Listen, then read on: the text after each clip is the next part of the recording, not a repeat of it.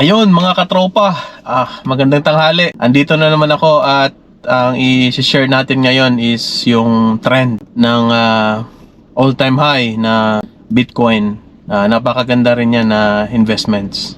Kasi ang prinsipyo sa Bitcoin, pag wala kang keys, hindi mo hawak yung key, hindi mo Bitcoin yan or hindi mo crypto yan. Yan ang rule sa cryptocurrency ng pag-hold ng asset ng Bitcoin. Sa kagandahang palad, meron tayong mga holdings na medyo gumaganda yung return ngayon kasi all-time high yung Bitcoin at papalapit na rin sa resistance yung Ethereum pati yung Solana. So maganda yung rate of return natin ngayong taon. Nababawi lahat ng losses natin from the previous 2 years. Yun ang kagandahan. Pati naman sa sa mga stocks ng international stocks, maganda rin yung return natin. Patience lang talaga, tsaka disiplina sa pag-i-invest. Yun ang importante dyan. Magiging discipline ka, patience. Kailangan habaan mo yung pasensya mo, yung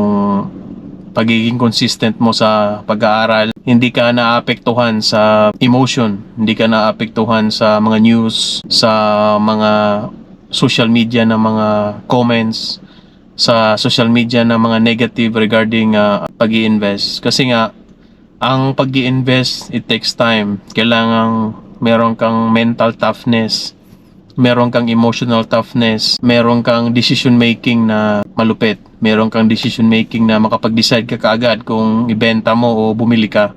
Yun ang kagandahan. At ang kagandahan is tuloy-tuloy yung pag-aaral mo, marami kang learnings na matutunan, marami kang learnings na tuloy-tuloy ang learnings mo, marami kang mentor na nakikita online at hindi lang yan, ina-apply mo yung learnings na yan through buying those assets and holding it.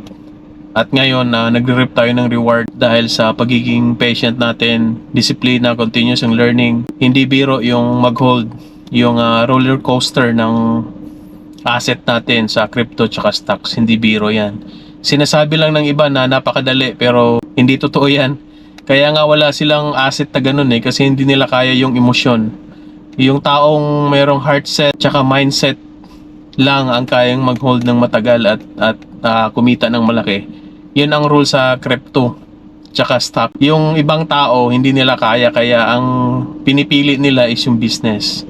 Minamaliit nila yung kitaan sa crypto tsaka stocks kaya kung makapagsalita sila sa business, ang focus lang nila is business at dinadown nila yung pinakamalaking industriya na financial services tsaka yung crypto.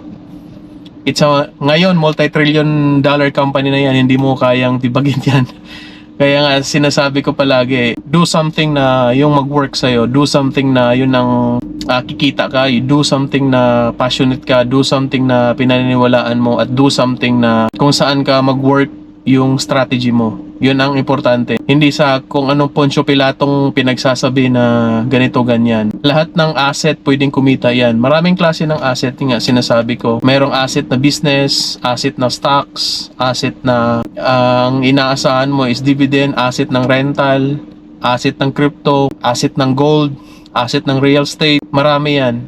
Kaya nga pumili ka kung anong klaseng asset. At hindi lang yan, mayroong asset na ang puhunan mo is education tsaka expertise mo na skills. Diyan papasok yung binabayaran ka sa oras mo tsaka skills mo. Isang asset rin yan yung education at isang asset din yung intellectual property na pero pag meron kang na-create at pina-register mo yan sa government licensing, pwedeng maging intellectual property mo yan.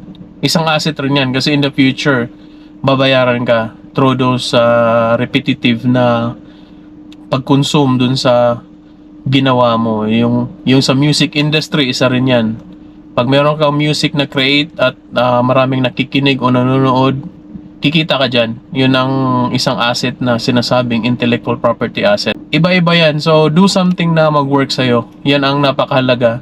Do something na merong magandang rate of return para sa'yo. At ang napakahalaga yung education mo rin. So, tuloy-tuloy lang yung learning mo, tuloy-tuloy lang dapat yung development mo sa sarili mo. Kasi nga, sinasabi ko palagi yung pyramid na yan, yung wealth pyramid na yan, dapat meron ka ring self-pyramid sa sarili mo. Dapat tutumbasan mo kung gaano kalayo o kataas yung pangarap mo, ganun din kataas dapat yung self-development mo. Kasi hindi mo mamimaintain yung ganong lifestyle, tsaka ganong pag-iisip, ganong estado ng buhay sa pagmamanage mo ng wealth at success pag ang sarili mong pyramid hindi mo binibuild at hindi ganun katibay yung self-development mo. Kaya napakahalaga niyan. At yun lamang po, yun nga, medyo sobrang saya natin ngayon kasi maganda yung market, maganda yung trend.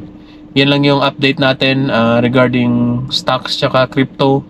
Nagpapasalamat tayo. Ang pinaka-holdings natin na napakahalaga ngayon is yung real estate. So real estate tayo, focus tayo dyan. Then stocks, then crypto. Kailangan talaga napakatibay ng loob mo, napakatibay ng mental decision mo, mental toughness mo, lahat yan. Kaya yun lamang po. Kaya nga sinasabi ko palagi, isa lang yung paniniwala ko na dapat may diskarte ka, pangarap, disiplina at consistent ka. At isa lang ang mangyayari sa'yo, aasenso ka Pinoy. See you on the next vlog. At panoorin nyo ako. Please like, share, and subscribe. Ituturo pala natin yung pagcha-chart, yung pagbili sa support and resistance ng stocks o crypto. Then you can hold at ibibenta mo sa resistance. Ang pagbili ko sa stocks, ang strategy ko dyan is off market.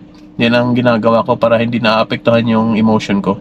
Yun ang strategy ko. Sa crypto naman, tumitingin talaga ako sa chart tsaka news. Yung sentiment ng market, yung trend, yung projects nila, yung community, yun ang tinitingnan natin. At medyo napahaba na tayo, tuloy-tuloy pa rin. See you in the next vlog. Bye-bye!